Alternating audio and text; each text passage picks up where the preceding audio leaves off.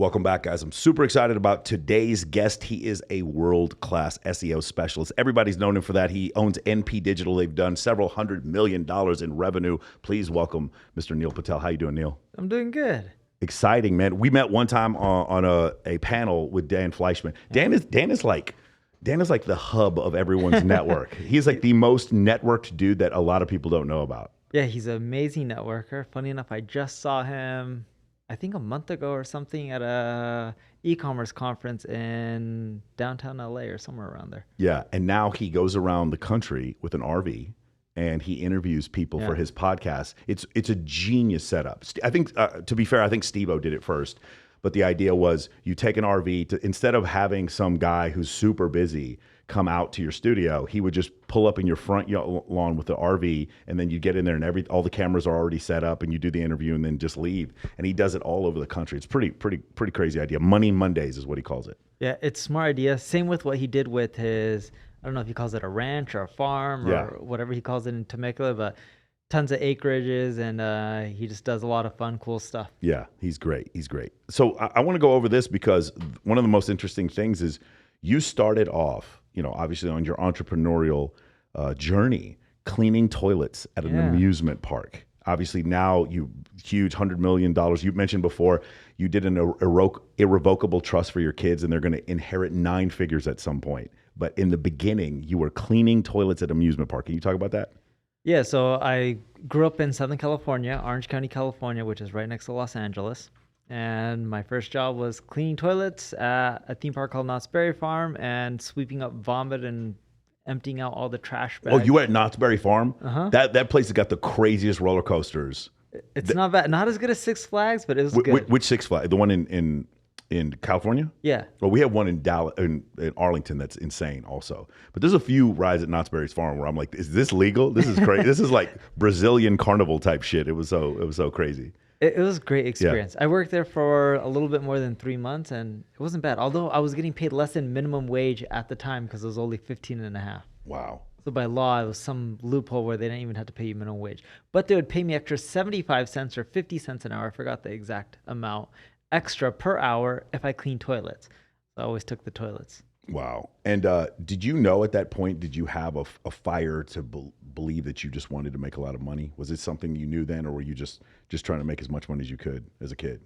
Was just trying to make as much money as I could. Didn't think I was going to make a killing as I grew up, and I'm not saying I'm that well off either.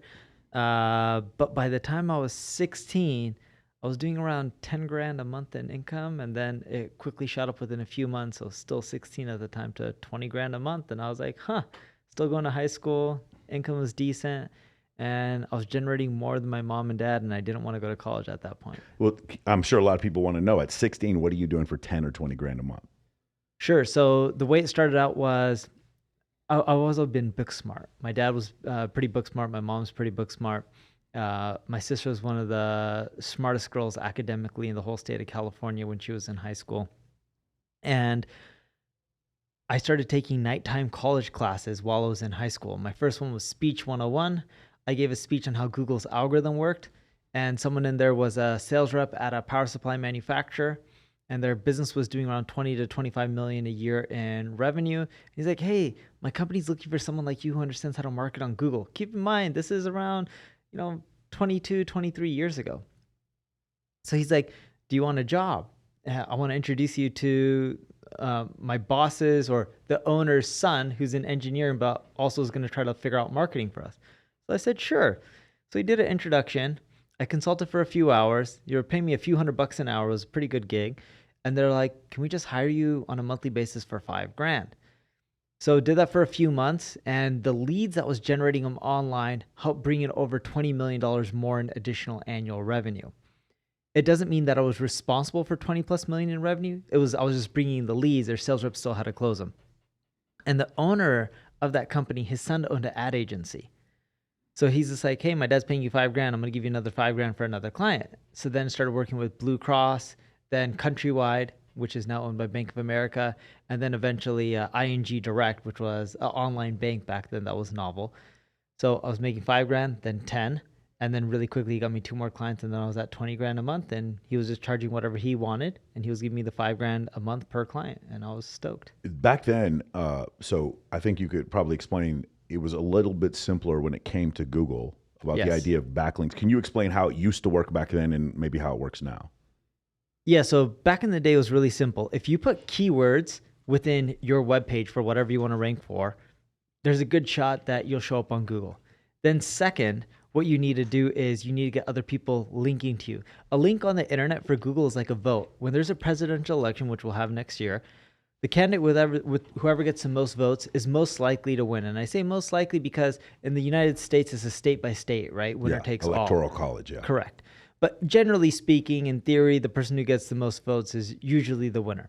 And the internet is the same. It's instead of a vote, a website linking to your website is a vote of confidence telling a search engine like Google or Bing the site should rank higher.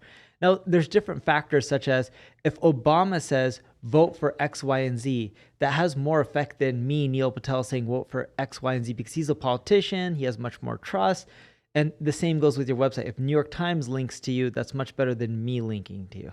So the website, initially, people were trying to fool the system by having as many backlinks go back to their thing as possible. Then Google has to catch up and they start ranking the different, I guess, trust levels for each website. Trust levels. And now they even look at things like no matter how well you optimize your site, if someone just goes to your website and they bounce away, and a lot of people do that, it just tells Google that you have a poor experience and they don't care how well of a job you're doing in marketing. They won't rank your website and you won't get tons of traffic. Wow, that's amazing. So then another thing you were talking about, you're doing well, but not that well. But you did mention on another podcast that you have $180,000 a month burn rate. Something. I'm trying to get it down to 134. That's my goal for the year. Okay. It ranges every month. By the way, this is your personal burn rate. This is not for your company. Yeah, this is you going through life with your staff, your travel, all this kind of stuff. Can you go? And you don't write any of this off. That's the other thing you mentioned. Yeah, I don't really write it off because it makes my taxes too complicated. Yeah. And my taxes are already complicated. The amount of states and countries I file taxes in is just, it's ridiculous. It takes me forever to do taxes.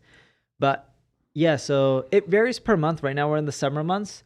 So I'm probably spending under 300 a month, maybe 250 to 300. During non-travel season months, maybe I'll spend like 130, 150. But I'm trying to get it down to average of 134. And I don't know if I'll get there, but that's my goal. So what are I'm sure a lot of people are wondering, how do you get to 300 a month? Like, do you own a jet? I do not own a jet. Okay. I used to fly private with my wife and I and our kids once COVID started happening, and we stopped. My oldest daughter now is 4 years old, and I remember we were flying back from Hawaii on a decent-sized plane. It was a 3-cabin plane. It was a Gulfstream, and a good-sized Gulfstream. And when we were coming back, she's running around, there's a bed on the plane, and all of a sudden, when we land in Vegas at McCarran Airport, she's looking out the window and she's pointing to a 737, like a Southwest airline flight. And she's like, Daddy, next time, take me on one of those. Yeah. And I was like, okay, Emma, I'll take you on one of those, but you have to sit, you have a assigned seat and you're going to have to stay seated. She's like, no, bigger plane for me to run around. And I'm like, no, it doesn't work that way. And that was the last flight my wife and I took on a private aviation. Yeah. And after that, we decided we're never going to do it again. Private aviation, for people who don't know, how much does that cost you? You're talking about your own charter where it's just you and the family. How much does that cost on average? So we got a pretty good deal going to Hawaii. I think we ended up paying, don't quote me on this, 120, 130, maybe 140 grand round trip. 140,000 round trip for a private jet. You don't own this. You're chartering someone else's jet. Yeah, I was chartering it. This is probably out of Signature. Is that where you're getting it? I don't know. It's connected to McCarran. Yeah. I use a company called Cirrus Aviation for all my chartering here. Beautiful. So 130 grand round trip? I think so. Something like that. I know it's more than 100. I'm pretty sure more than at least 110, and I know it's less than 150. I mean, these are mind-blowing numbers to some other people watching this, because I'm listening to all your interviews. Again, going back to cleaning toilets at an amusement park. That's why I want to put this whole thing in perspective. With the rest of the $300,000 a month, where does that go to? Life insurance is $30,000 a month. Okay, this is a life insurance policy. Or 25,000, $300,000 a year. And this is a life insurance policy that you can borrow against. You can you can use as an asset. Correct. Although, funny enough, I just canceled my whole life policy a week and a half ago, and I just got the surrender value into my account, so I canceled life insurance. Do you know who Patrick Bet David is? I know who he is. Yeah. I've never met him, but I see him on YouTube. So PBD and I believe Adam Sosnick made their fortunes from reverse life insurance, where they're buying those policies that you're talking about getting. Oh, I just closed mine down. Yeah, but that's their business model. That's how PBD made several $100 million. He's a part owner of the Yankees. He just bought. He's a minority owner of the Yankees. Oh, now. that's cool. Yeah, it just happened. Also, pretty cool. He's a Iranian-born citizen, and he was a member of the 101st Airborne. So he's going to be in here in August. But yeah, it's a really interesting. The insurance game is something I'm learning about. So when you mentioned so that much you're money in insurance, $25,000, yeah, it's pretty interesting. What else? What else do you spend your $300K on? You said your staff was about $57,000 a month. Something like that, 56, 57, 58, somewhere around there. Yeah. I have a driver, love him to death. His name is Philmon. Cleaner Franny, a nanny Edith, another nanny Maria. They're all getting shout outs here. They probably didn't even know you knew all their names. They're probably excited right now. We have a cook as well, Christine. And I think we're getting my wife's probably going to hire another nanny and another cleaner. We just moved, so we need more cleaning help. If you were going to rank which one is probably the most important, you had somebody on there talking about a personal chef. Really wasn't as expensive as he thought. Yeah. That one's really good, especially if you're trying to lose weight or maintain your macros or whatever. Which one do you think was probably, if you were going to rank them, if somebody was going to start off, they started doing the first 7-figure years, what would be the order at which you would hire some of these staff members? It depends if you're asking my wife or me. Yeah. If you ask my wife, she'll say nanny first. If you're asking me, I probably would get a cleaner first because I'm OCD. Yeah. And second, I would get the driver. So you mentioned you have a driver and he's got special permissions to sort of just like be anywhere. Yeah. For you. Like here at the studio, it's not a big deal. There's parking. But if I'm going to the strip, he can just park in front of the casino and stay there. What is that? He has a special license or something like that? We have stickers on the car. Okay. You just pay for them. Okay. Nice. And then the other thing is I knew Michelle. I've known Michelle probably for like 10 years. Your wife, how did you guys meet? How did that whole thing happen?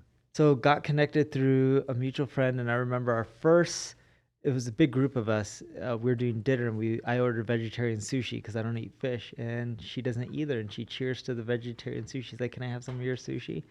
And over the years we connected and we had really good alignment because I remember she was like, you work so much. Why do you work? And I was like, oh, I want to donate all my money one of these days. Yeah. And before I started dating her, she was volunteering a lot of her time at local soup kitchens, giving like bread and stuff like that. And every Christmas she would stock a lot of stockings and donate them. And it was a perfect match. So yeah, that's how, the First Baptist Church downtown in North Vegas is how we met. She actually came and volunteered at the food pantry that's there. The 3square.org, which is up on Pecos. It's the organization that was created by Conrad Hilton. He was one of the founding members of it. They donate to all the food pantries here in Vegas in Clark County, and that was one of them that they donated at. And that's the poorest zip code in Clark County, which is North Vegas. If you've ever been up there, like up there by Chico's Bonitas, past when you go way up Las Vegas Boulevard. And she would come out there and volunteer with us on a few times. That's how I originally met her. And then so she also worked as a model before that. And one of the things that was unusual about Michelle is that a lot of the atmosphere models and the girls who worked here as like cocktail servers or whatever, because they worked here and made so much money, they didn't really have a big social media presence. She actually had both. She actually had a big social media presence and she was a working model, like doing atmosphere stuff here in Las Vegas. She used to have a social media presence, not anymore. No, she doesn't do it anymore? No, she doesn't care for social media. Yeah. So it's crazy. I saw the pictures of you and your kids that was Mardell showed them to me and I was like, oh my God, because Michelle just disappeared. We didn't know what happened to her. That's crazy. That's a really, really cool story. And then you guys have had 2 kids so far? 2 kids. Yeah. I don't know how long we dated, but it was forever. Yeah. And then I think we got married maybe 5 or 6 years ago. Yeah. I'm probably off. You probably need to remember that. We may need to edit that part out. You need to remember that one, man. I know my anniversary. That okay, one's easy. good. But other than that, I met my girlfriend October 27th, 2022. I remember now. Yeah, trust me, bro. That's the one you'll get your head bit off on that one.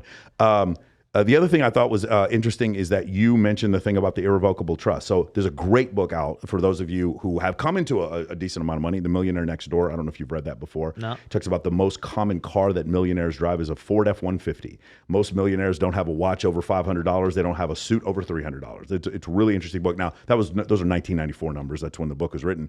But one of the things they talk about is how important it is for your children to not know that they're inheriting massive amounts of wealth because it changes their behavior younger in life. And you mentioned something about the irrevocable trust and how you wish that you had done it different. Can you go into that?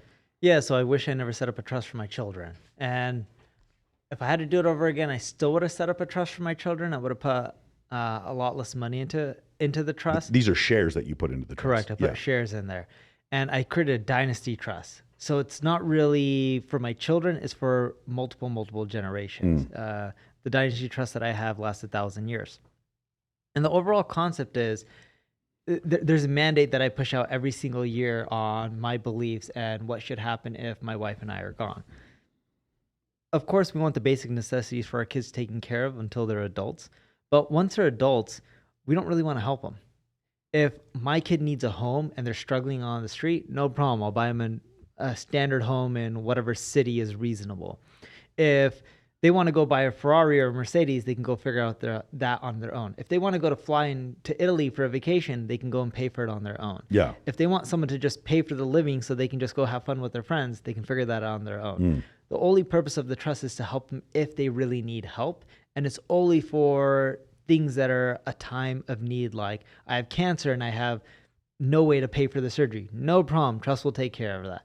The only caveat is, because my wife and I live here, and we also have a home in LA, and in the long run, we won't end up living here. We'll end up going back to LA for schooling for the children. And, you know, the neighborhood, all of Los Angeles is expensive. If my kids want a home next door to me, and I'll see them and my grandkids, you know, fast forward 20 plus years, no problem. I would buy them that. Yeah. And it's just because what's the point of having money if I'm not going to see my children? But other than that, don't really care to spend money. It's so great. What you're explaining is exactly from the book. It is one of these situations where they talk about a lot of parents like causing problems in their children's life because they left them so much money so soon. So it is really, it's a great way that you point out. My father was the same way. Like I had no idea how much money he made. We always drove a used car from the day he was born. My dad owned part of a cable company. We didn't have cable. I didn't know what ESPN was. I didn't know what HBO was. I had no idea. It was like that. So it was really interesting, you know, growing up, that kind of thing, you know, kind of instilling the work ethic. And now today, it's like I'm still trying to save money on flights. I just told you we did $600K a month with our coaching program. I'm still trying to save money on flights. I'm not. You know, that's all the way I see it. Because for me, it's not even about the luxury; it's about the principle. You know what I'm saying? Yes. You got to guard the perimeter. I remember this one great story I love. You know, Carl Icahn is? You own, right. So Carl Icahn's probably worth $14 billion, something like that. He's being sued for $60,000 in this one court case or whatever. And he shows up to testify. And I remember a buddy of mine, Tom Sosnoff, who's a billionaire, he owns Tasty Works. And he was telling me the story and he was like, that is a man who guards the perimeter. He's like, I'm not going to let these little guys win so the big guys don't ever think they have a shot with me. And he's like, Carl Icahn spent more than $60,000 for his private jet to go testify in a case for $60,000, right? Yeah. And that, I mean, it's just one of these interesting things where like he never lets that part go down. He never lets that part down. So I think it's a really interesting, and you said you want to get from 300,000 down to 134, which is, you know, it's also admirable. Yeah, because I could take all the other money and donate it. Exactly. And by the way, have you seen his bio, the biography on HBO Max? No, for Carl Icahn? I've not seen that. It's old, but it's really good. Yeah, I'll definitely check that out. I remember he had that feud with, not Ironhorn, what's his name? Ackman. Yeah, Bill Ackman. Yeah, Bill Ackman. They had over Herbalife. Yes, that's exactly right. The thing I want to talk about is some of the advice that you give. It was really great stuff. I went through a ton of your videos. You had one video where you talked about being too much in a niche and another one where you didn't niche enough. Yes. Can you go over that space where you're too niche or you're too broad? So people always believe the riches in the niches, and that's far from true. The riches are in large TAMs. TAM stands for total addressable market. The bigger the market, the easier it is to make money. So for example, if you sell wood is applicable to almost everyone in this world. People live in homes. Most homes are built from wood or steel or versions of different material. But that's something like a big TAM. You sell bottled water. The richest person in China sells filtered water. That's how they made a lot of their money. That is a big market. Everywhere around the world, people drink water. Now, if you're just like, I'll give you another example. I had a friend who had a website on best man speeches. That's a small niche. You're only going to make so much from selling people best man speeches. Now, what you want to do is go after a big market. So for example, I'm in marketing. Marketing has a massive market. You look at Google, they generate, I think, around $160 billion from paid advertising a year through their platform. Facebook's over $100 billion. You look at a lot of marketing services companies, there's more than a handful that do over $10 billion a year just in revenue, and from that aspect as well. So you look at marketing in general, that's a really big, broad market.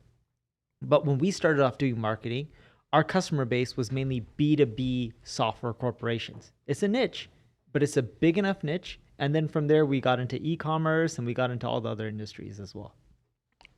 So for somebody who's starting out, you were saying, where should they start out? Like, because pick a broad market. Yeah. And then pick a niche within that market. Okay, there we go. And then slowly expand to the whole market. Yeah, that's kind of what we tried to do with high status networking thing, because we were trying to split between two worlds, which was people who are teaching like self-help stuff for men and then people who are teaching dating. So we wanted to come out of the dating pool, like a lot of frustrated guys from that area that were doing a lot of creepy, weird things, and then guys in the leadership community who had no idea how to be social. But by the way, on the dating stuff, I was at a conference in San Diego and I met one of those dating guys, and he was a speaker. I was like, what do you do?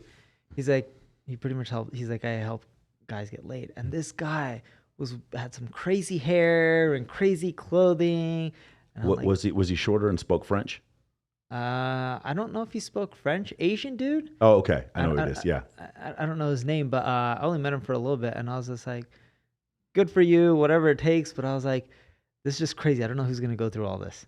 It is. There's a lot of guys who go through all this. I mean, it really is interesting. Some interesting statistics. The top 20% of men on Tinder, Bumble, and Hinge get 83% of the right swipes, which means the bottom 80% of men on Tinder, Bumble, and Hinge are competing for 17% of women. Wow. 33. So there's a study that shows between the years 2008 and 2018, the number of men who had zero sexual partners in a year went from like 12% to 28%, and then mostly because of the smartphone. Wow. The smartphone did not make it easier for men to meet women. It made it easier for the top tier of men to meet all the women and the bottom tier of men to get left behind. So the surplus men problem became a bigger problem again, whereas they did previously in our ancestral past that was an issue. It's become an issue again, where you have massive amounts of men who just don't have a chance because women are always, not always, but like in a great deal of women are being exposed to the views of high status men on social media. And so they think that that's what they're going to get all the time. And then you also have another issue where you have a woman who goes through a situation where she has a date or two with a celebrity and then compares every man she dates to that celebrity, whereas the celebrity now has access to an unlimited number of women and does this sort of alpha widowing thing to multiple women. And so you get, maybe delusional might not be the right word, but like women start to believe every guy they need to date is at that level of the celebrity. And so they don't settle down. And so now the average age of first marriage is moved out to 29 years old. There's a whole tons of socioeconomic numbers on this. 63% of men under the age of 30 are single, 34% of women. Wow. Which means those women are dating older men now. And several of them are sharing men. Dude, this sounds complicated. It does, doesn't it? My life was easy. When I was dating, we didn't have tons of these apps. They were out there, but they weren't as popular. And I met my wife through Dan. Dan Fleyshman? Yeah. Oh, that's awesome. Yeah. Yeah, that's how I met her. And then he's just like, hey, you guys should hang out and date. And that's how it all happened. That's incredible. That's terrific. The scaling part. This is an interesting thing for me. We've gotten to going to seven figures, going from 7 figures to 8 figures, and then 8 figures to 9 figures. There's a lot of people out there, they're starting a company, they want to get to 7 figures. What's the trick there? And then from 7 to 8? Sure. So I'm going to actually break down something that'll help you get from 7 to 8 to 9. It's hard to get to 9 to 10. I don't think it's that hard to get to 9 figures. I've never gone to 10 figures a year, but 9 wasn't too hard.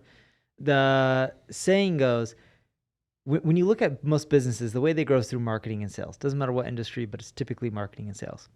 The 7-figure company will spend $1 on Facebook ads or any type of ads, and they'll want to make, call it $2. They want their profit. They want it right then and there. The 8-figure company will spend $1 on ads, and they're okay making $1 right then and there. So they're breaking even. They're not making money. They're not losing money, but they know that if you keep getting repeat customers and you keep selling your existing customer base, you'll eventually scale in a profitable manner. The 9-figure company will say, hey, a customer spends $1 right when they come with us. We'll spend $1.50 to get them and lose money on that first transaction. Because when you spend more on ads, you can scale to more people, right? It costs more to scale. And then they'll make their profit on the back end by continually selling more and more. That's the Amazon model. If you look at Amazon, they lose money on the front end, they make money on the back end. So that's really interesting. So you would get to the point, because you mentioned before, upselling clients is easier than getting new clients. It's easier than getting new clients, yes. And if you look at most businesses, majority of the revenue comes, most large corporations, like you're talking about Fortune 500, majority of the revenue comes from repeat customers. Repeat customer. This would be a Netflix subscription or correct. Amazon Prime subscription, Bingo. Something like that. Yes, or someone booking on an Airbnb, but then they use Airbnb 4, 5, 6 more times throughout their lifespan. Yeah, Expedia, that kind of stuff. Exactly. Okay, that's great. That's terrific. Or you buy Microsoft Office, you keep paying every single month, and I need Microsoft Teams. I need Microsoft Windows. I need their cloud computing Azure, service. So you keep just getting them on more and more services. I love this quote you had was, business is the greatest sport ever. I love it. Can you go into that? It's the never-ending sport. There's always someone richer than you. There's always someone smarter than you, and it never ends. It's just like the goalpost keeps changing. And I remember when I was a little kid, my dream was to become a millionaire. And then from a millionaire, I want to be worth over 10 million, then 100 million, then 500 million, and then the number just kept going up. And now my goal is, I'm like, all right, can I die with 10 to 20 billion? And then my wife always jokes, she's just going to be like, you're going to want 100 billion by the time you're dead. I'm like, well, 100 billion is going to be useless, because if I ever get to that number, which I don't think I will, people will be worth $1 trillion. So at that point, I'll feel broke all over again. You'll feel broke. Can you kind of go into this, right? You understand, like, still half the world's population lives on $1 a day. Yeah. And it's kind of the studies that show the guy who makes $70,000, who lives in a neighborhood where everyone makes 50, is happy and thinks that he's balling. The guy who makes 100 million a year living in the neighborhood with billionaires feels like he's broke. Yeah, well, and the neighborhood we live in, we feel like we're poor compared to so many of the people that live there. Yeah. And yes, they're much older. A lot of them are 60, and there's tons of billionaires. But my wife actually doesn't look at it at all. It's more so, it's never ending for me because I had to win. Do you guys live on the moon? Like, where do you live? Where we live feel in poor? Vegas. Yeah, where in Vegas? Summerlin. Oh, okay. All right. That's crazy. I don't know. Is it was like Seven Hills? Like, where do you live? Summit. Summit. Okay, got it. Nice. There's always someone with more money. Of course, yeah, of course, definitely. Has this been something you had to work on at any point? Like, meditation, gratitude. No. You're hungry and you just keep going. Yes, and I can't stop. There you go. Okay, but you own it. Like, this is what you want to do. Yeah, and I have to make more. It's not for other people to know I'm making money. It's not for a Forbes list. It's purely for me accomplishing a goal. So there's a never-ending desire to make more money, but it's still an internal locus of control. Yes. Got it. This is another thing I love. So a long time ago, I watched this program called Get Altitude by a guy named Eben Pagan. And he used to go under the pseudonym David D'Angelo. He had a Double Your Dating program, one of the first dating programs that came out on Friendster. This is like 2005. One of the things he talked about in his program is called Move the Free Line. And this is something that I've tried to do with my program. Is I try to do so much free content so that my clients, the thing is that I'll do podcasts frequently. They'll go 4 hours. And at the end, there's a click this link to join our school server or whatever. We use School instead of Discord. And the thing is, when they make it through the 4 hours, the likelihood of them joining is so much higher because they've listened to me for 4 hours. That's kind of their pound of flesh, and to do as much free stuff as possible. You give away free software. You're the first person that I'd seen free software before, but you're the first person I've ever heard explain the strategy. Can you go over that? Yeah, so the problem with free content, because I used to do the content game where you give away a lot of texts and videos and all that kind of stuff, or even ebooks and courses. A lot of people started doing that. The cost to actually create that isn't much. And the value that people perceive from text-based or audio-based or video-based content isn't that high. But one thing people are used to paying for is software. And they'll pay hundreds of dollars, some cases thousands of dollars, and in some cases millions of dollars. So the overall concept that we had was, who are the big software players in our space? What's their market size? And there's a lot above $1 billion. And we're just like, all right, what are they charging? How can we just give away everything that they give away for free?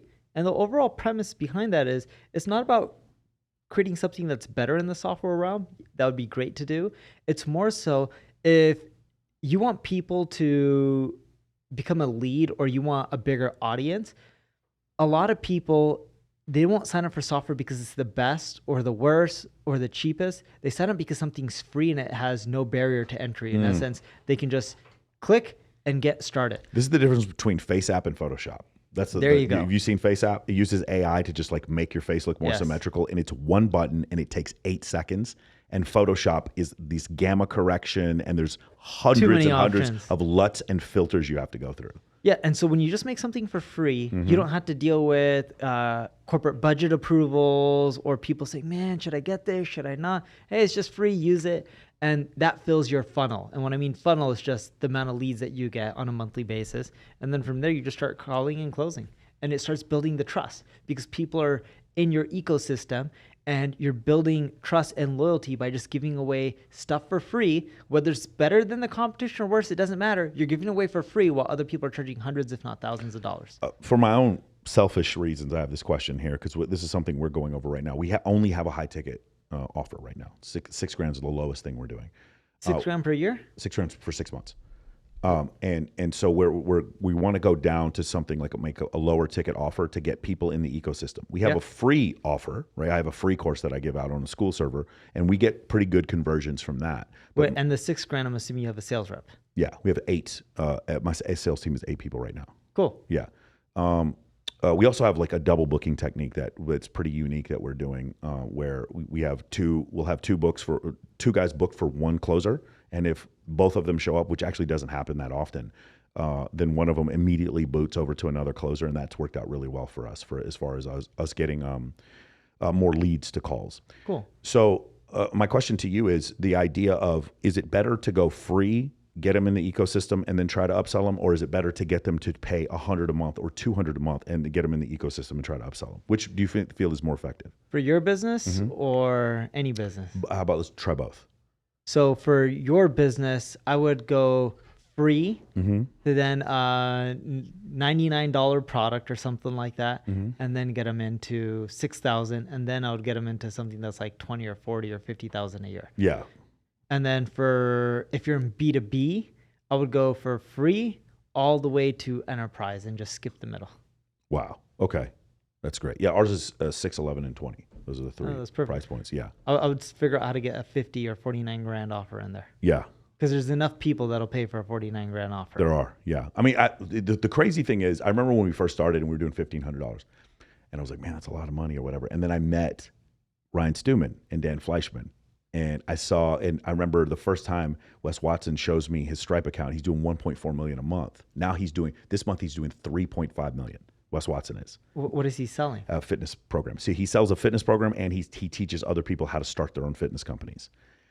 He went to prison for 10 years for aggravated assault, and he's like covered in tattoos, and he's incredibly huge. And he teaches this business, and he does these motivational videos every day. Without exception, he does a video he starts recording at 2 a.m. Like, he gets up that early. Wow. He records this stuff because he's been doing it since he was in prison. In prison, he had a smartphone and was actually doing content in prison and kept doing it after he got out. And so all these guys come to him for training, and he's doing 3 million, 90% profit, 3 million a month. Good for him. Crazy numbers. Yeah. But when I see that, then I'm like, and then Apex, which is Ryan Stewman's thing, it's like 48,000 for 12 months for his program. And I'm like, oh, it's really out. I had Mike Rashid on here. He was talking about his business too.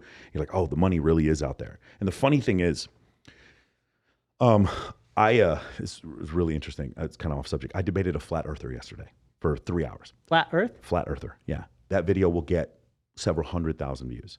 My interview with What's a flat Earth? Are you talking about like the Earth being flat? Yeah, these guys believe the Earth is flat. It's like a religion. They believe the Earth is flat. They're conspiracy theorists. Seriously? Yeah, there's thousands, 50, 70,000. It's growing because this denial of science on social media is leading. So they believe you just fall off if you walk too far. No, they believe you would go to the edge of Antarctica. Antarctica is like the ring that, like, the Earth is a pond that's inside of a ring that's actually Antarctica. It doesn't make sense because Antarctica is 25,000 miles around, and if the Earth is 24,900 miles around and you multiply that times 3.14, that means the coastline of Antarctica is 80,000 miles, which of course makes no sense because you can go around Antarctica in a sailboat in like 90 days. Yes. So like stuff like that, they just wave their hand like, no, that's true. But the thing is, the disruptive nature and the denial of science that you see on social media, and also young kids wanting to like stick it to their parents, this flat earth movement is growing pretty massive. And it's so, because it's the most absurd, that's why it's growing so fast. Point I'm trying to make is that video will do 150,000 views. Probably, yeah. My interview with Nick Cosman, who's a fantastic copywriter, won't do 5,000 views. That's the part that's nuts. This conversation that you and I are having right now could make someone 8 figures, but it won't get the views as but it the won't, rounder. but it won't get the views. And then I'll have this is the other crazy part. I'll have either it's girl shows a guy, puts her in his place when she shows him her bank account, or if that's the title of the YouTube video, or traditional feminist gets destroyed by yada, yada, yada. If I put that in there and then everyone's got like looks on their faces like they're surprised in the cover photo, 300,000 views. Right? Yeah, you would. If I'm like the top 3 tips to keep you from dying from sleep apnea, nobody watches it. Right. Get the mouth tape and open up your nose. Like, this is sleep apnea is killing people. Yeah. Nobody cares. Learn how to double speed, and triple speed, listen to audiobooks. Here's how you train yourself to do it. Getting through 60 books a year, life-changing. Nobody cares. Yeah, no one cares. Right? It's 5 tips to spotting an alien. Next time you're like 400,000 views. Like, that's the world we're living in. And it's those extremes I'm expressing are becoming more extreme. My interview with Cole Gordon, Nick Cosman, Ty Lopez, Ryan Stewman, and Dan Fleyshman could make guys $100 million. But none of those things I just mentioned got more than 20,000 views. And it's crazy. It's crazy when you come to the realization that's like, this information is there, it's been there for you, and most of it's free, and you would still rather watch cat videos. That's the way the world is. Yeah. You know, it's funny. I was talking with my buddy the other day, and we were talking about enterprise marketing. And I used to create content like what spending $100,000 on a watch did for me, or what my mom taught me that college can never teach me, or what I learned by traveling with the American Express Centurion credit card.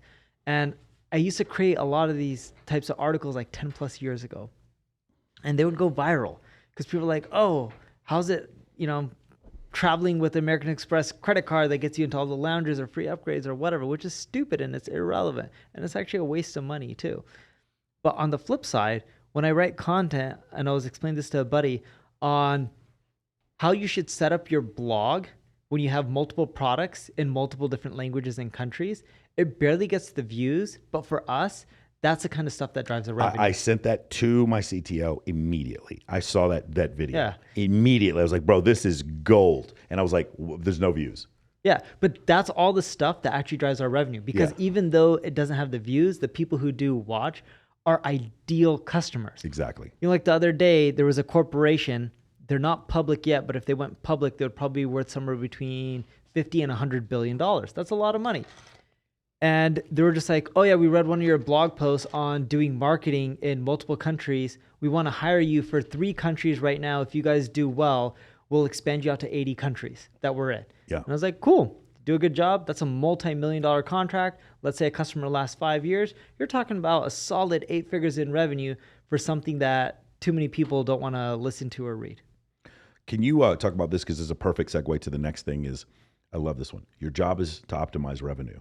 And you talked about ranking for things that don't matter. So for me, one of the things, so I did a debate and I went to Miami, flew out there just for a debate. And it's great because I can write everything off. Go out there. The debate is basically on ways that women are attracted to men. There's this one guy out there, his belief is basically just try harder. You'll get every girl. Doesn't matter what you look like. Doesn't matter how much money you have. And then there's another guy, like my side was, what you're saying is true, but it's not all of it. Still maxing out your physique, your looks, and making more money is still attractive to a lot of women for the women in the middle of the distribution curve. So this was the debate we had. And it's a nominal debate. It wasn't a vile debate, whatever. 800,000 views. Wow. We made at least, I would say low end probably 150 to 200 grand in revenue just from leads from that one video. So that one made sense. That is an example. Like you said, I'm sort of like ranking for something that generated revenue. The funny thing with again, Flat Earth is a great example of has nothing to do with my business, but I have a minor in astronomy, so it's something I like to talk about. And I actually really don't like the science denial bullshit. So I go off and I do it. It does not lead to sales directly, but the algorithm triggers, which causes me to grow, to have more followers, right? Yes. It's brand awareness, but it has nothing to do with my business. So my strategy right now, you can tell me if this is wrong, is to do both. It is the niche stuff, and it is the like you said, total TAM stuff. And that strategy works really well in spaces where you're going after consumers. Yeah. Or you're in B2B, but you're going after people who are starting a company or trying to figure out how to do better in life, right? Because I'm assuming for your coaching, some of the businesses in there, they're newly created and they're fresh. Yeah. So I would still consider that largely B2C. You're going after mass audience. People want to do well without working 9 to 5. Yeah.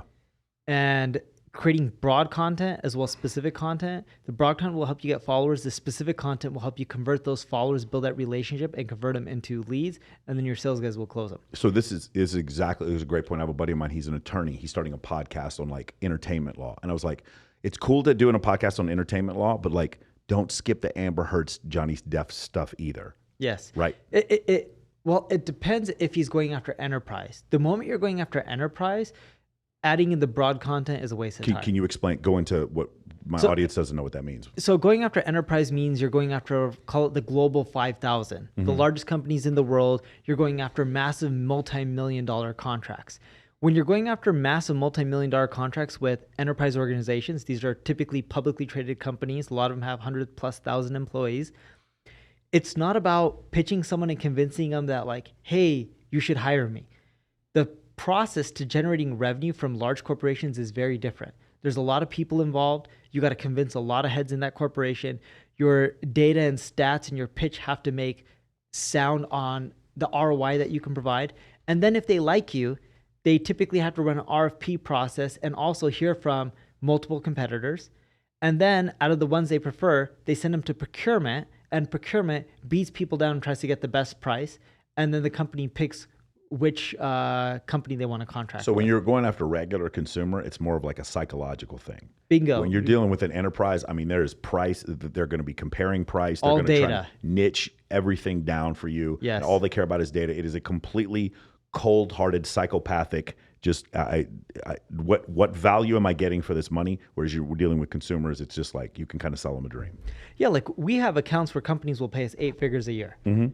And I've gotten hit up by sales companies that are just like, hey, we run call room centers. If you outsource your leads to us, we'll make you double your money. I'm like, dude, at our size, you're not going to double our revenue just by handling our sales. And like, no, we will. No risk. And I'm like, I don't want to test this out. So I keep getting hit up. And sometimes I just get irritated where I just have to debate with these people. I don't know why, so I'll call them up. And I remember one of the guys is in Southern California, LA. He's like, I kid you not, no matter what, even if we don't double, we can easily add $30 to $40 million in new revenue a year. I'm like, no, you're not going to. They're like, we're better at sales. We're fine-tuned. We got all these scripts. I'm like, I don't think you get the way it works. If you're pitching Apple or Microsoft or IBM, it's not about how slick you are with your sales. It's about the data. Yeah. And if you can't show that you're an industry expert, you know what you're talking about, and you have case studies and data to back it up, you're not going to get any contract. It doesn't matter what price you're paying. You can undercut everyone. You're just not going to win. Yeah. And that's where a lot of people get enterprise sales wrong. It's not about how good of a salesperson you are. It's about how good the product and service is and how you can customize it to their needs and showcase that your solution is going to provide better results than anyone else's. What happened at the end of that debate? I'm very much like you. I have the same issue. This guy hit me up. He goes, hey man, we're going to get you a bunch of organic traffic on your Instagram. And I go through his comments, because this guy had like 2 million followers. I go through his comments and it's nothing but fire emojis with guys who have Cyrillic alphabets. And I'm like, hey, why would I pay for this when your comments are fake? Yeah. He goes, oh no, those are my competitors putting bots on my thing. And I'm like, and then I go through his followers and I'm like, no one I follow, which are the biggest people in this industry, follow you. Like, and I go in this debate and this guy just keeps coming back and forth to me. And then you come to the realization, I'm not even talking to the guy who's on the IG account. This is some dude in Sri Lanka or fucking Tehran or in Jakarta who's like, or New Delhi, who's the Mumbai, who's like telling me how wrong I am because he can't conjugate his verbs. And I'm like, oh, dude, I'm getting into a debate with this dude. You know what I'm saying? Yeah. So it's just like a lot of times I don't win and they just believe they're right and we just part ways. But I had another situation like that today because my wife and I are looking to eventually go back to SoCal. And if we sell our home here, our home there isn't built yet. And it's going to take 2.5 more years before it's done. Yeah. So I was looking to buy a temporary house. And in Los Angeles, they have this new complex by the Mandarin Oriental. Okay. And I hit up the lady, the sales reps today.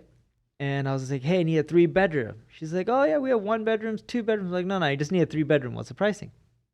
So then she's like, they're starting at $9.5 million. And I was like, oh, that's a lot. How many have you sold? She's like, well, we have 54 custom residences or 52 or whatever the number is. I'm like, oh, cool. How many have you sold? She's like, oh, we don't disclose that number. I was like, oh, that means you probably haven't sold many units and there's something off with the pricing. She's like, no, it doesn't mean anything. She's like, we could have sold a lot. We're just not discussing it because we choose not to. I'm like, well, if you were 98% sold, you would actually tout how you're almost sold out and the property's on fire and you only have 1 or 2 units left. I live at Panorama. That's all they do. We're 98% sold out. They're like, every time you talk to a sales agent over at Panorama Towers, bro, that's all they run out. It's like, there's no room here. You got to get this now. You're exactly right. Yeah, but for her not to say how many units are sold, I'm like, that means you've only sold a handful of units and you probably have like 48 left. So why is anyone going to pay whatever price you guys want? That's exactly right. That's great. The other thing is when you first started off, the whole idea of being $1 million in debt. Yeah. So you start off, can you explain to somebody how does that end up happening where you end up $1 million in debt? Sure. So by the way, you're not making a ton of money at this point. This is early on. Yeah, it was early on. So I was making 20 grand a month. I was profitable at the time, kept growing and expanding. And I had this concept of cloud computing back in the day. I know right now it's not novel. Everyone's doing cloud computing, but I was getting a lot of traffic to websites and I was like, crap, why is my server going down? Oh, the server can't handle all this traffic at once because there's Reddit and Dig and sites like that that were just driving a shitload of traffic all at once. So I was like, you know what would be more efficient? What if a lot of websites shared server resources? So when you need them, they're there. When you don't have to pay for them all the time. And we had this concept. And granted, AWS eventually ended up coming to life, and Google and Microsoft, they all started doing it. We were early in the races before a lot of these providers were even coming out. And when we tried to do it, I didn't have enough capital to do it. I wasn't making enough money. So I borrowed more than $1 million. Some of it we ended up paying back. And we tried to create a cloud computing company before it was popular, or before anyone else was really trying to do it. And I'm not trying to say we were the first. We sucked at execution, didn't work out, hired the wrong people, lost the money, tried to do it in Rockwell, Texas. And at the end of the day, I borrowed the money. So I had to... My family lives in Garland. Oh, cool. Yeah. So I had to make back the money, pay taxes, and then pay back all the losses. Eventually paid it back, and paid it back in roughly a year. So I guess another question people would have is, at that point in your business career, where do you borrow $1 million from? Friends and family. Wow. Okay. Got it. Luckily for me, there's a lot of Indian people that are doctors. So they make decent money and then they borrow from the bank or they borrow from their bank accounts, and 200 grand here, 200 grand there, it starts adding up pretty quickly. Do you loan any of those Indian people money now? No, but some of them do ask me for donations, so I still give them donations. Yeah. Nice. You were initially, when I bring up your name, the thing goes, oh, he's the SEO guy. Yeah. Can you talk? I remember search engine optimization. I remember the guy's name in Dallas. What's his name? Blonde dude. I can't remember. He used to be in the Air Force. I'll remember his name in a little bit. The SEO stuff. I remember it initially being very important. The keywords you put in when building a website. Is it not as important now? Has social media sort of taken that over? Because I know for me, we don't use hashtags anymore, for instance. Yeah. It just reads the captions on my, and also YouTube is now doing transcripts, automatic transcripts on different things that you're doing. So the keywords are coming from that. And they're also, by the way, ratioing your content based on those words.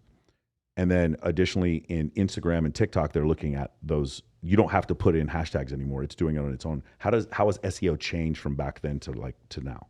SEO used to be heavily around keywords, like you were talking about, but now it's about topics and relevancy. Think of Google or even Facebook or these social platforms like YouTube as big dictionaries and thesauruses and encyclopedias. So they know everything around a topic. They know all keywords that are related to a topic. if you naturally talk about one or two of those keywords and other surrounding keywords around that topic, they'll know what your video or your content's about, and that's what you'll rank for.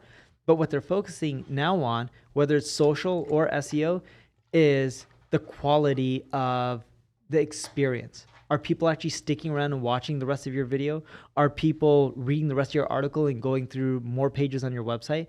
That's what's impacting rankings and views on these social platforms or even Google more than anything else. I think right now, one of the videos that you had that went viral was how do you become Insta famous? This is like 4 years ago. People are still not even just marketers. Because I will tell you right now, having an online profile that's not huge, about 100,000 followers, that on Instagram, that has helped my business immeasurably. In the beginning, probably 70% of our revenue is coming from organic traffic through that link in bio on my Instagram. Now it's not as much because we have paid and we have affiliate. But my question to you is, what is the secret now? Obviously, Instagram's organic period is over. It's kind of pay to play, or you need collabs with huge influencers in order for you to grow, or you need to be doing something off platform, like have a huge YouTube channel and feed all that traffic back to Instagram. What are the growth methods per platform? And I mean everything from Twitter, Facebook, Instagram, Threads, which just came out, and YouTube.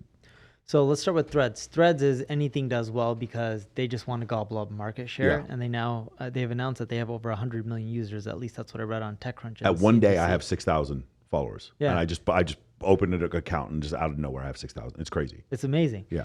So Threads, you just post anything and you'll do well.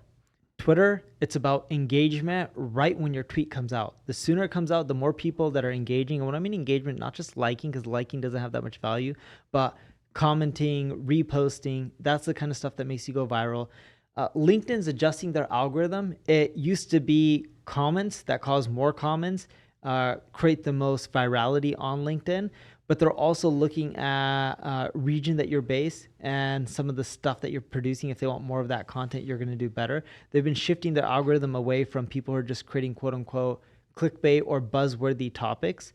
For example, I'm not saying you're doing it, but like, let's say if, everyone is creating content like the United States doesn't really exist. We're in a video game, it doesn't exist, and that they don't want that kind of content to go viral, even if a lot of people and are. YouTube loves the shit out of that content. Yes. YouTube, it's video views in the first 24 hours and engagement. So send out email blasts, push notifications, text message blasts, tell everyone about your videos right when it goes live. You have the best shot at ranking organically and getting recommendations for people to watch your videos, so the suggestions. Facebook, we've been finding long form content doing really well. Even though they're pushing short form content, we found videos over 5 minutes are doing exceptionally well. NFL has a bunch of stuff I see all the time. The old WWF channel, I can't stop watching that, but I watch that all on Facebook. Reels, short form video, or Instagram, that's what they're preferring. But the other thing that Instagram prefers that no one really talks about is live content. According to Growthoid, live content, I forgot how much is supposed to grow by 2025, but it's actually a massive amount. But Instagram's live content is actually decreasing. Less users are posting it, yet they want more of that market share. So they don't want you to watch Keeping Up with the Kardashians. They want you to watch Keeping Up with the Kardashians through live. Anyone who's on Instagram and just take your, 1 minute dose of their life by just clicking through stories, watching their videos, but more importantly, watching them live, because they could be live for 30 minutes, an hour, 10 minutes, whatever they want.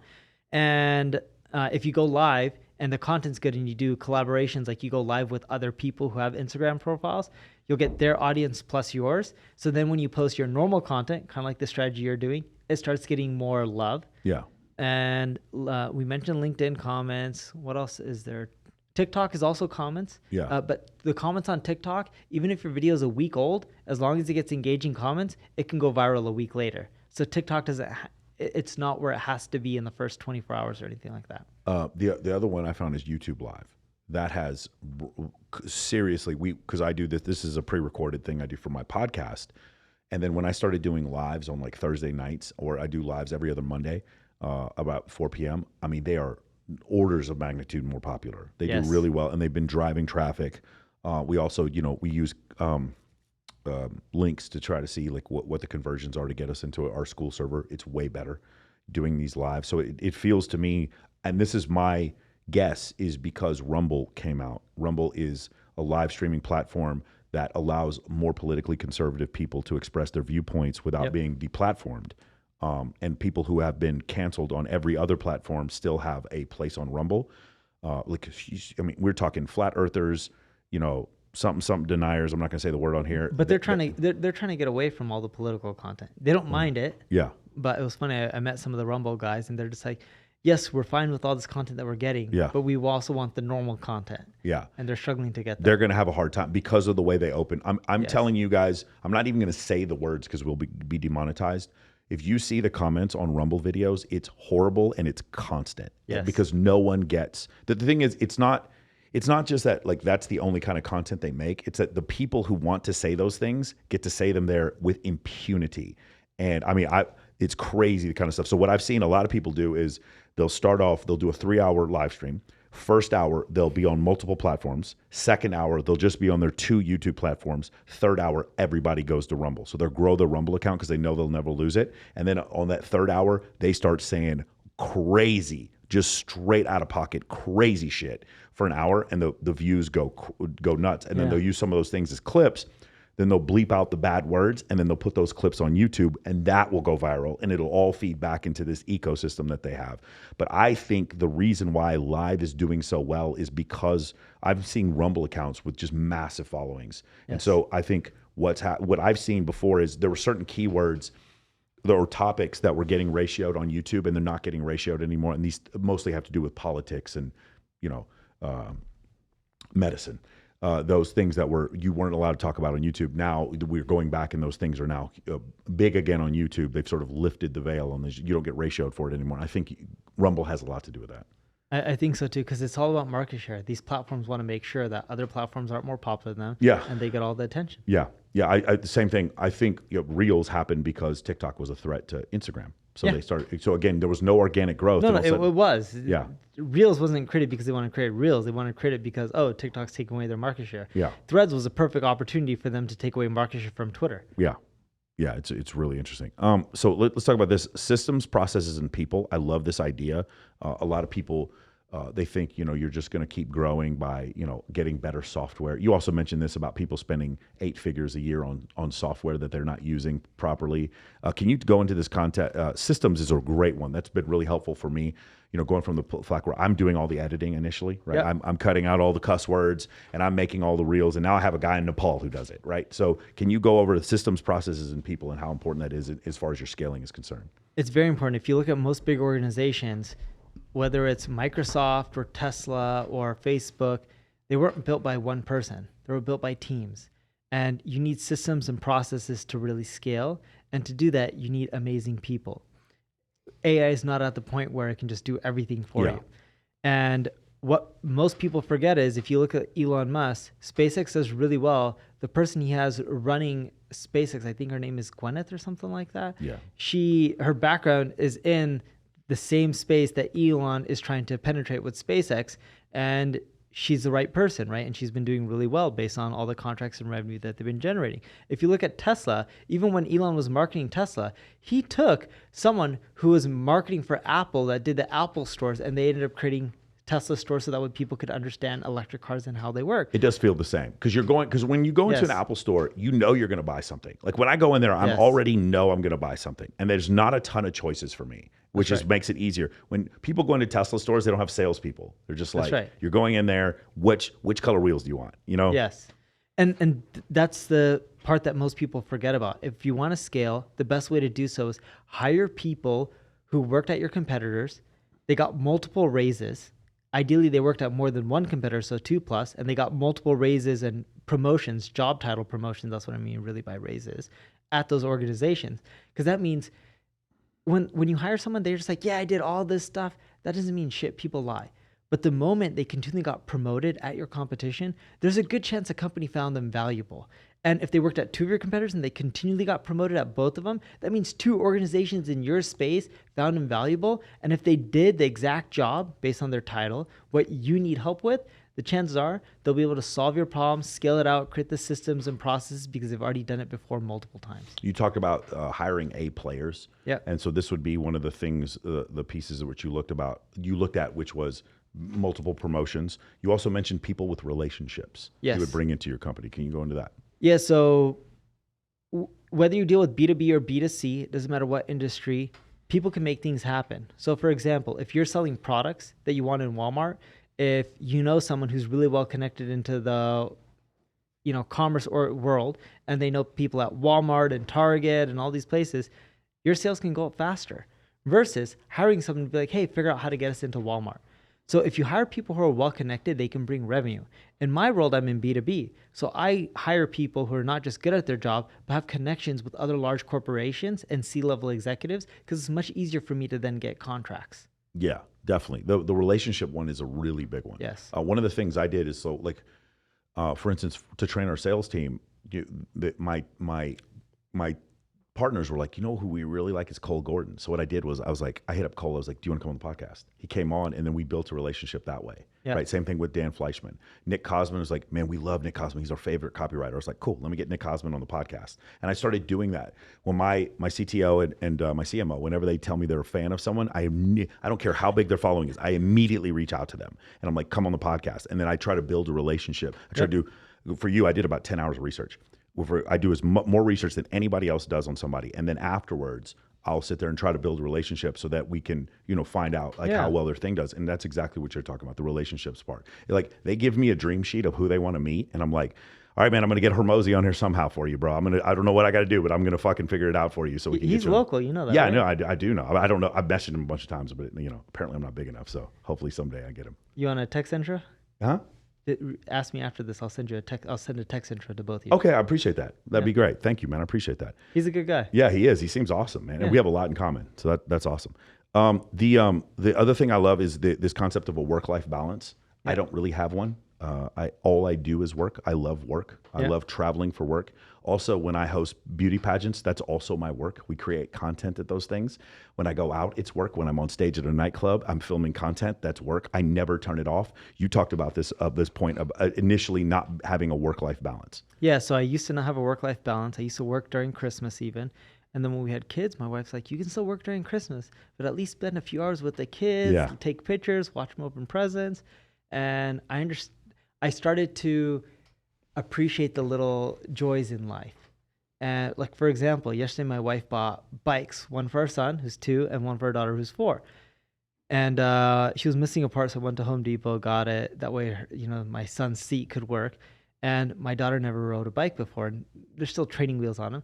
But even though it was 100 plus degrees out there in Fahrenheit, I went out there with my daughter, even it being windy, and I was pushing her around and showing her how to ride the bike, and she was ecstatic, and I loved it to death. But I didn't have that balance years ago, and I would just continually work. And then it hit me later on in life. I'm like, what's the point of all this money if I'm not going to even watch my kids grow up or spend time with them? But if you're not married and you don't have kids, I would say work as much as you can. Even if you have kids and you're married, still work if you love what you're doing. Like, you love it, obviously, right? So you just keep doing it. But you got to find a balance. I still work 7 days a week, but I work on and off. So throughout the day, I'll play with my kids and spend time with them. Same thing. Like, I work from my bed half the time. Like, I'll take calls from the bed. Like, one thing I started doing was, and I'm sure there's going to be somebody who tells me this is horribly unhealthy and I shouldn't do it. I black out curtains in my room, so it's pitch black.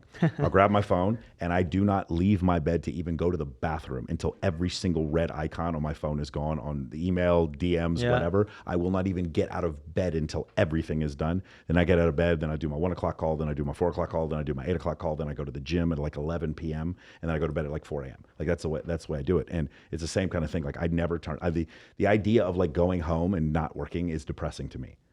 We're very similar. Yeah.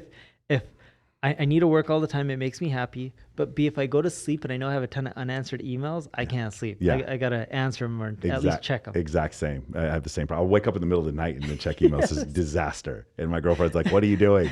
I was like, "This is important, honey. This is how we pay for the trip to Cancun. Let me work. I need to work now."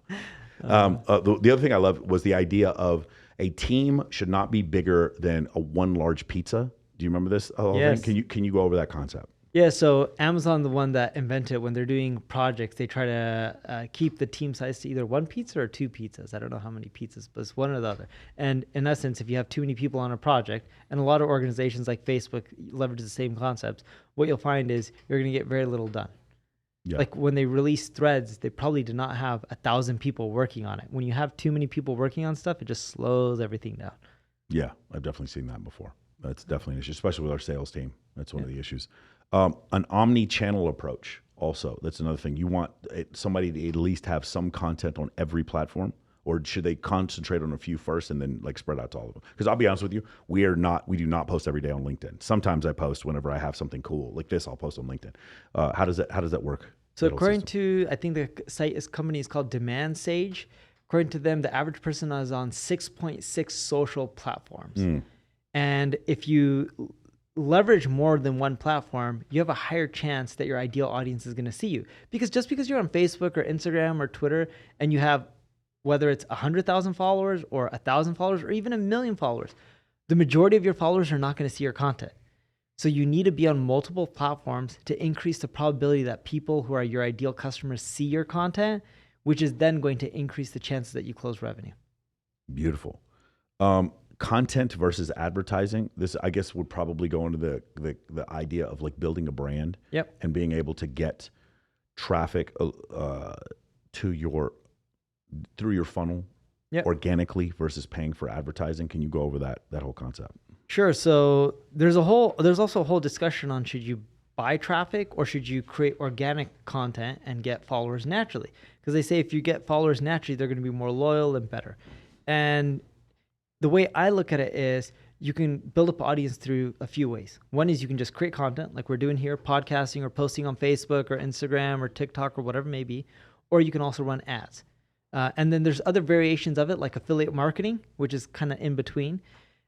My belief is you should do everything that produces a ROI. As long as it's ethical and you're not breaking the law, whether it's paid advertising or producing content, if you can do something and it generates you more money than what you spend and it's profitable, right? Because just because you generate more money than what you spent on the ad doesn't mean it's profitable because you have costs typically in your products or services or overhead. As long as it's profitable, you should spend as much as possible. And even if you look at organic content, people have this misconception that it's free. It's not free. It takes your time to create that content. You're paying people to edit it. You may pay people to respond to comments or post, the content up for you or optimize your listings. Either way, marketing costs money, whether it's from time or money, and do anything that is profitable as long as it's ethical and legal. For us, I think the 4 pillars for us was 1, organic, and then we moved into paid, and then we got into affiliate. Again, from the whole thing, we'll talk about this in a little bit, the Andrew Tate model that I saw, where he had a low ticket offer, and then his affiliates were getting 50%, I believe, of the first month, or maybe 50% of every month. I'm not sure how it worked. So it made it worth their time to create Andrew Tate channels for his content. I believe his affiliates also, and this is something we did, get a Dropbox where they have a bunch of content they can pull from and then make a bunch of stuff. And there's AI now where you can just create TikTok channels with AI, take previous content and then just change the filter and the captions. And now it's just new content, but it's the same video. Yep.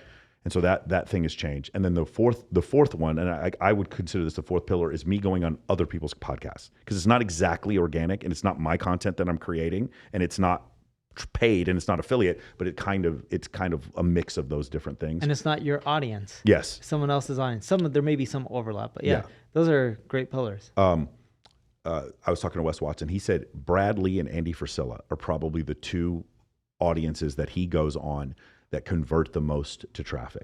So some of them, they do really well and some of them don't.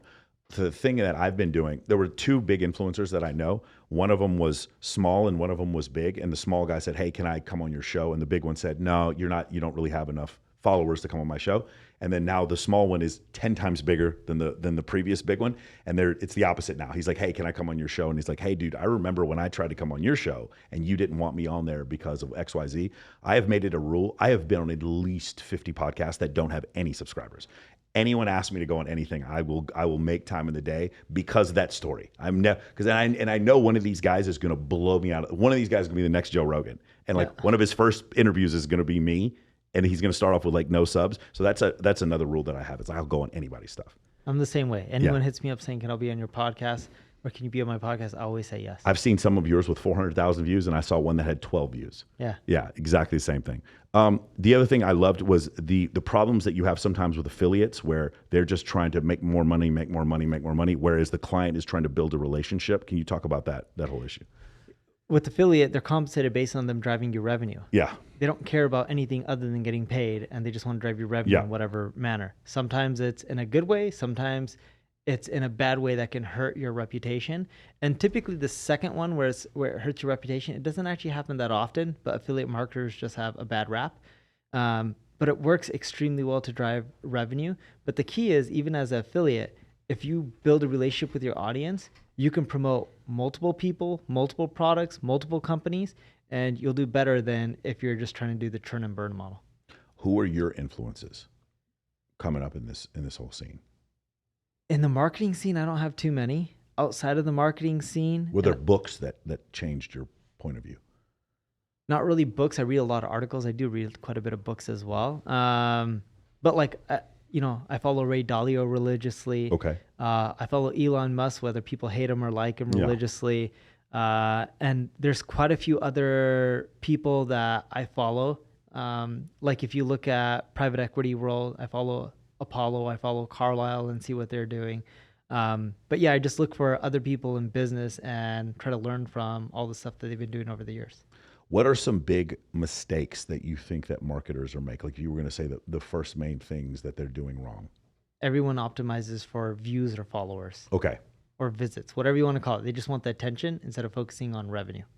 Beautiful. Also, Dan Fleyshman, can you talk about specifically, you said he was the one who introduced you to your wife. Can you talk about him as a networker? Because I mean, again, almost half the guys I have on here that we talk about Dan, because Young Jeezy says, I'm your favorite rapper's favorite rapper. Dan Fleyshman is your favorite influencer's favorite influencer, but you don't even know you might not even know who he is. Yeah, so Dan's an amazing guy. I've known him for a very, very long time now, maybe 10 plus years. Yeah. I met him originally in Los Angeles, or was it Vegas? Because he used to live also in Vegas. And I don't know how I met him, but it was through an introduction to someone else. Like, oh, you got to meet Dan. He's an amazing guy. And I don't know why the introduction was made. Maybe he needed some marketing help or something back then. But the guy just knows everyone, whether it's influencers or celebrities or people doing business. And the cool part about Dan, and this is why I think he's done well in life, he tries to help people out and he doesn't care what's in it for him. Yeah, it's exactly right. Yeah. And that's just got him really far in life because he always tries to help people out and he never asks for anything in exchange. Never. It's so crazy. That's exactly right. That is the number one thing I learned from Dan is I'll do stuff for people and I won't ask for anything in exchange. Yeah, definitely an incredible connector. A lot of my program is some stuff that I've seen Dan do. A lot of the stuff I teach in my coaching program.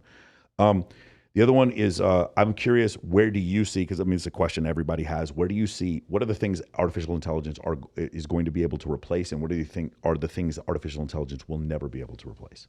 Sure. So in the short run, I'll start off with this. Everyone is, or not everyone, majority of the people are overestimating what AI can do for them. But in the long run, people are underestimating what AI can do for them. In the short run, right now, when I talk to most people, they're all using ChatGPT or Bard, and they're like, yeah, it can solve all my problems. It can't solve all your problems. And if you look at them, I believe ChatGPT's index is from 2021. Bard is more recent, maybe a few weeks old to a month old at the latest. But what they're doing is these AI tools, they're scraping the whole web and they're looking at what's happened in the past to tell you what to do in the future. In essence, they're repurposing old information to create new stuff for you based on that old information. And what I think AI is going to struggle with, even in the future, is creativity. I'm not talking about creativity in which you tell Midjourney, hey, put a polar bear in outer space eating a popsicle, because Midjourney can create whatever image. I'm not talking about creativity like that. But if you want to talk about people reading new types of content or experiencing new types of information, AI is going to struggle with that. So the current, technically it's machine learning. The current machine learning we have now is limited by what human beings have already discovered and invented currently. And inputted into the system. Yes. And that's why I think in the long run, creativity and what comes from your mind is going to be the hardest thing to replace. And here's the other issue that most people don't get about AI. You know, AI is off a large chunk of the time. And I was reading a stat. It was something like 20% of the stuff that ChatGPT is outputting is inaccurate. Oh, dude, look up who is Michael Sartain. I am a poker player. I was in the U.S. Army. Like there's a bunch of stuff in there that's completely wrong. Yeah. Yeah. So if you look at AI, it's based off the inputs, which we already talked about. Yeah. Google has been trying to fight misinformation for ages. You know how many smart engineers have been working on that, yet you still do a Google search and you see stuff that's off? Yeah. It's improved over the years, but there's still misinformation. AI, the output that they create, is not going to be amazing anytime soon because the inputs are still inaccurate in large quantity. So what are you going to do? You're going to have a lot of bad outputs. Yeah.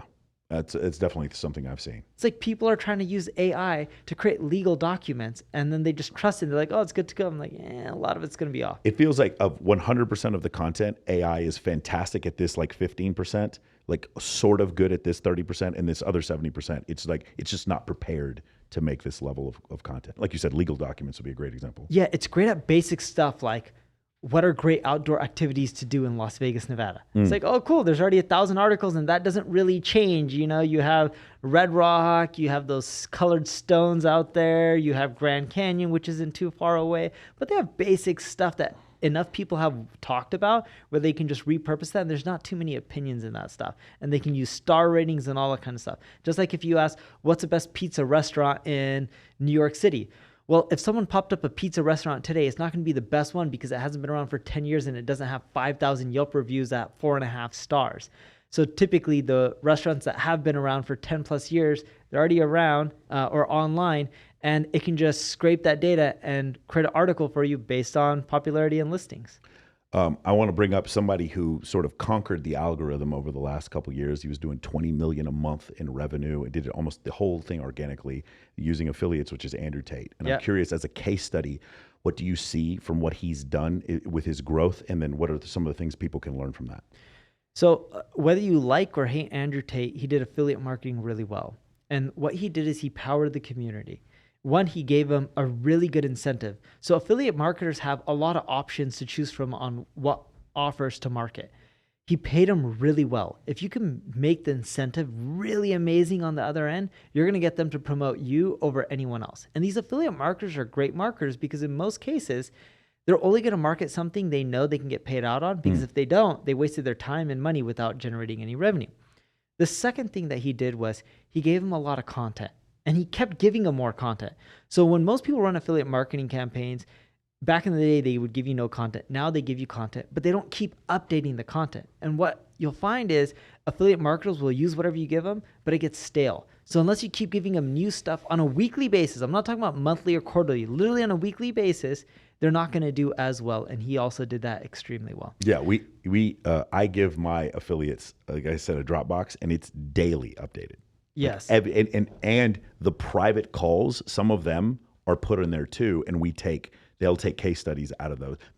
I'll see clips of me and I'm like, bro, I don't ever remember saying that. That is crazy. Where did he find this? They're so good at digging through stuff. This is one of the things I think AI is going to get really great at, is the 4-hour podcast, finding the huge nuggets in there for the 10-minute clips, for the 5-minute clips and the 1-minute reels and all that kind of stuff. Exactly. The 90-second reel and the 10-minute clip. I think AI is going to get really, it was Opus, I think, is the name of the platform, or Osprey. Is it Opus? Yeah, Opus is the one that's doing that. Those kind of things, I think AI is going to save a lot of people a lot of time doing that. And the other thing is, you know, the guy who's living in war-torn Ukraine, who's doing a lot of this marketing stuff, you know, for cheap, or the guy in Nepal, the guy in Nigeria, he still has the same access to this AI.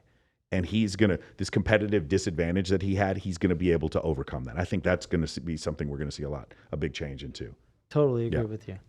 Let me see what the other thing is. One of the things we talked about, the work-life balance. What are some of the things that you have coming up as far as your business is concerned?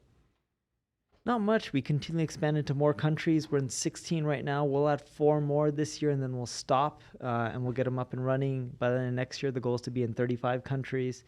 You know, I talk to my executive team every few days, actually probably every day, including weekends, and don't really have much more going on. So for NP, your company, what somebody wants to get in contact with you, what do you, for the audience who doesn't understand, what is it that they would get from your company? What are the services you provide? Sure. So I have an ad agency called NP Digital, stands for my initials, Neil Patel Digital. And we do any type of performance or digital marketing, whether it's social media or organic or SEO or paid ads or organic social or just creating content or conversion optimization or email marketing. We pretty much run strategies for a lot of the largest companies in the world. Beautiful. Incredible, man. Where can people find you? neilpatel.com or npdigital.com. Nice, man. This is great. You have the most concise answers of anybody I've ever interviewed. You know, sometimes I go 3.5 hours, but bro, I just went through like 50 questions, and your answers were perfect and very concise for that whole thing, man. I really appreciate it. Hopefully we can do something again. Yeah. Maybe have you on a panel. What I really want to do is next time Dan Fleyshman's here, I want him to use this room. So before they do elevator nights, we can get a bunch of people in here and do something just so because one of the things, like I said before, if everybody just goes live on their channel, you know, with Restream and StreamYard, you can go live on everyone's channel at the same time and everyone's audience grows. Yeah. YouTube sees this and they just start rewarding you with engagement like nothing I've ever seen. I've seen is a huge hack. My buddy, my partner for my show, he's 200,000 subs and I had like 18 and I'm up to 60. And my view counts are getting close to his. And it's really an incredible way, I think, to collab. So hopefully we can do something like that in the future.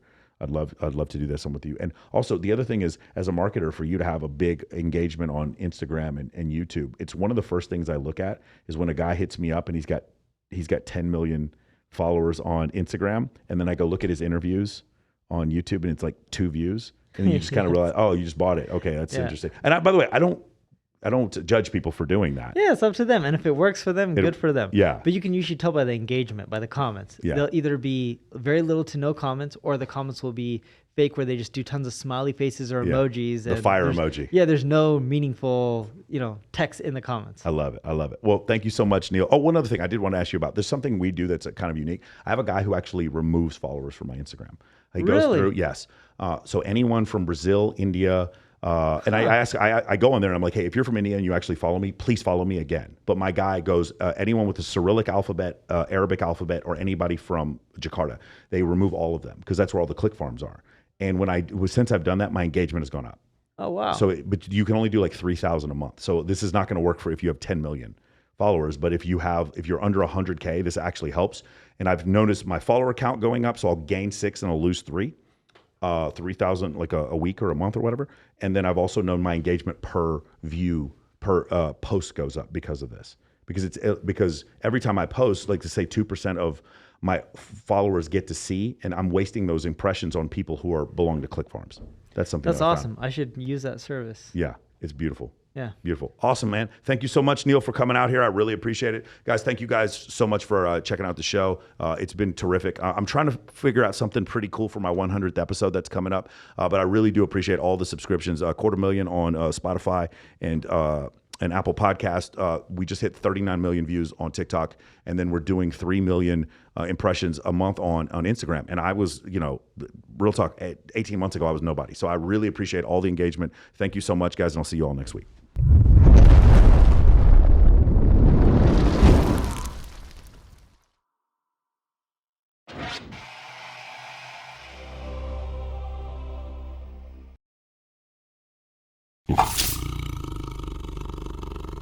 Yeah.